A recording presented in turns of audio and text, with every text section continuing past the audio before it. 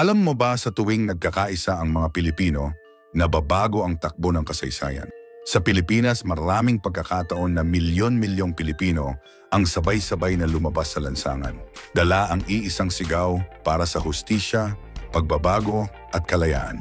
Halina't balikan natin ang 15 pinakamalaking protesta sa kasaysayan ng Pilipinas. Pero bago yan, huwag kalimutan mag-subscribe at i-on ang notification bell. Number 1. EDSA People Power Revolution, 1986. Pinakamalaking protesta sa kasaysayan ng bansa. Tinatayang 2 hanggang 3 milyong Pilipino ang dumagsa sa EDSA mula Ortigas hanggang Cubao, dala ang panalangin at tapang upang patalsikin ang diktadurang Marcos. Sa kalsada, nagsama ang pari at madre, estudyante, sundalo at ordinaryong mamamayan. Wala mang armas, dala nila ang lakas ng bilang. At sa 4 na araw, nag-api ng bayan ang diktadura.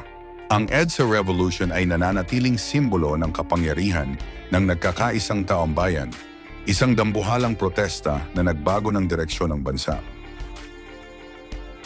Number 2.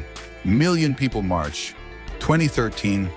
Sa Luneta, isang makasaysayang dagat ng tao ang nagtipon. Tinatayang 75,000 hanggang halos kalahating milyon ang lumahok. Dala ang iisang sigaw, wakasan ang pork barrel system. Kakaiba ang protesta.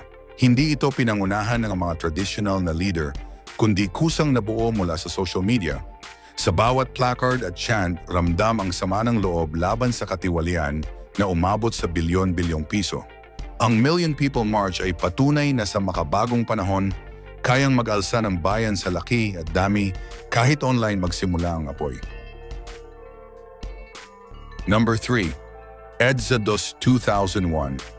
Muling napuno ang EDSA ng halos 1 milyong tao. Ang sigaw, Gloria in, Air Rap out. Sa loob ng 4 na araw, nagmarcha ang estudyante, simbahan at mga opisyal upang hilingin ang pagbibitiw ni Pangulong Joseph Estrada. Sa dami ng nagtipon at lakas ng pressure, bumagsak ang kanyang administrasyon. Ang EDSA Dos ay patunay na hindi natatapos ang kwento ng people power sa 1,986, sapagkat sa muling pagkakaisa ng daan-daang libo, muli na namang yumanig ang bansa. Number 4. First Quarter Storm, 1970. Sumiklab ang sunod-sunod na malalaking kilos protesta ng kabataan at manggagawa laban sa lumalalang katiwalian at diktadurya ni Ferdinand Marcos. Sa Plaza Miranda, Mendiola at iba pang lugar, libo-libong estudyante ang nagmarcha. Ang ilan ay nauwi sa marahas na engkwentro. Tinatayang nasa 50,000 hanggang 100,000 kada mobilisasyon ang lumahok. Ang First Quarter Storm ay hindi lamang isa sa pinakamalalaking serye ng protesta, kundi nagsilbing mitya ng mas matinding paglaban sa diktadurya. Number 5. Huelga ng Bayan, 1984. Anibersaryo ng martial law. Halos 1 milyong katao mula sa iba't ibang sektor ang naglunsad ng tinaguriang Huelga ng Bayan. Huminto ang mga jeep, sarado ang mga tindahan, at napuno ng mga tao ang lansangan mula sa Maynila hanggang probinsya. Ito ang isa sa pinakamalaking protestang kontra Marcos bago ang EDSA Revolution. Ang Huelga ng Bayan ay nagpapakita ng kapangyarihan ng civil disobedience, isang napakalaking kilos na nagpahina lalo sa diktadura. Number 6. Lakbayan ng mga lumad, 2015. Dumating sa Kamaynilaan ang libu-libong lumad mula Mindanao matapos maglakbay ng daan-daang kilometro. Dala nila ang hinaing laban sa militarisasyon, pagmimina at pangaagaw ng lupaing ninuno. Sa Quezon City at UP Diliman, tinatayang nasa 20,000 ang nakilahok sa kilos protesta. Sa kanilang mga marcha at kampuhan, narinig ang mga kwento ng karahasan at pagkawala. Ang lakbayan ng mga lumad ay isa sa pinakamalalaking kilos protesta ng mga katutubo, patunay ng matinding sigaw para sa lupang ninuno at karapatan. Number 7. Anti-Garci Protests 2005. Bumulaga sa bansa ang Hello Garci Scandal, isang pagugong ng pandaraya sa eleksyon. Libu-libong Pilipino ang dumagsa sa Mendiola at Ayala upang igiit ang pagbibitiw ni Pangulong Gloria Macapagal Arroyo. Sa rurok nito, tinatayang nasa 40,000 hanggang 80,000 ang nakilahok. Bitbit ang placard na Gloria Resign, sumabog ang galit ng taong bayan. Bagamat hindi natanggal ang Pangulo, ang dami ng lumaho ay nagpatunay ng matinding pagkadismaya at panawagan para sa malinis na halalan. Number 8. Anti-China protests, 2011 to 2016. Sa gitna ng tensyon sa West Philippine Sea, libo-libong Pilipino ang nagsama-sama sa Maynila at iba pang lungsod upang tutulan ang agresyon ng China. Tinatayang nasa 5,000 hanggang 15,000 ang lumahok sa mga kilos protesta. Karamihan ay sa harap ng embahada ng China. Bitbit ang bandila, placard at sigaw ng Pilipinas para sa Pilipino, ipinakita nila ang matinding damdaming makabayan. Ang mga anti-China rallies ay naging simbolo ng pambansang pagkakaisa. Isang patunay na kahit sa usaping pandaigdigan, kayang magkaisa ang mamamayan. Number 9. Anti-Marcos burial protests, 2016.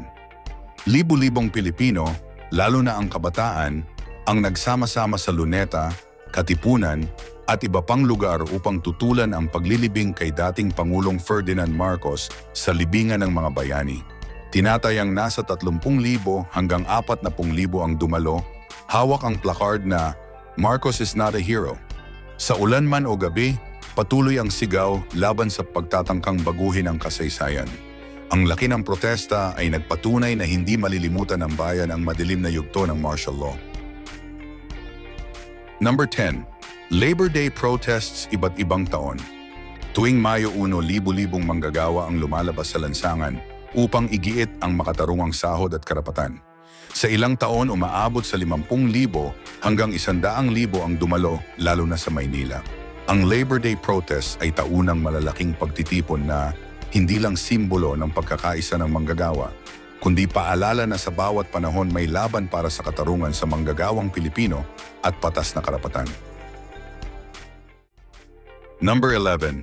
Jeepney Driver Strikes, 2017. Huminto ang daan, tumigil ang ingay ng kalsada. Libo-libong jeepney drivers at operators mula Luzon, Visayas at Mindanao ang nagsabay-sabay na nagwelga laban sa Jeepney Modernization Program. Tinatayang nasa 60,000 ang nakilahok sa iba't ibang lungsod, dahilan upang maparalisa ang transportasyon. Ang laki ng kilos protesta ay nagpatunay na ang jeepney ay simbolo ng kultura at kabuhayan sa bansa at hindi kayang baliwalain ang tinig ng napakaraming jeepney driver. Number 12. Mendiola Massacre Protests, 1987. Matapos ang madugong Mendiola Massacre, libo-libong Pilipino ang nagsama-sama upang manawagan ng hustisya para sa mga magsasaka. Sa iba't ibang lungsod, nagdaos ng kilos protesta ang mga unyon, simbahan at estudyante. Tinatayang nasa 30,000 hanggang 50,000 ang lumaho. Ang mga protesta matapos ang Mendiola Massacre ay naging isa sa pinakamalalaking sigaw para sa tunay na reforma sa lupa, simbolo ng pakikiisa ng bayan sa sektor ng agrikultura. Number 13. Funeral March for Ninoy Aquino, 1983. Inihatid sa huling hantungan si Benigno Ninoy Aquino, ang pinaslang na leader oposisyon laban sa diktadurang Marcos. Ang kanyang libing ay hindi basta pagdadalamhati, ito'y naging dambuhalang kilos protesta. Tinatayang higit sa 2 milyong katao ang nakilahok, dumagsa sa mga lansangan mula Tarlac hanggang Maynila. Bitbit ang kandila, bulaklak at mga placard, tahimik ngunit mariin ang mensahe, hustisya at pagbabago. Ang libing ni Ninoy ay hindi lang nagpaalala ng kanyang sakripisyo, kundi nagpasiklab din ng apoy na hahantong sa EDSA People Power Revolution. Number 14. Anti-Charter Change Protest, 2008.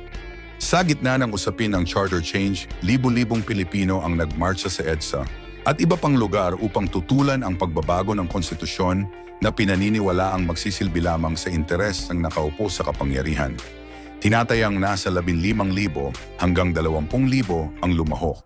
Dala ang sigaw na No to Chacha. Ang laki ng kilos protesta ay nagpatunay na hindi papayagan ng taong bayan ang anumang galaw na magpapalawig ng termino o magpapahina sa demokrasya. Number 15.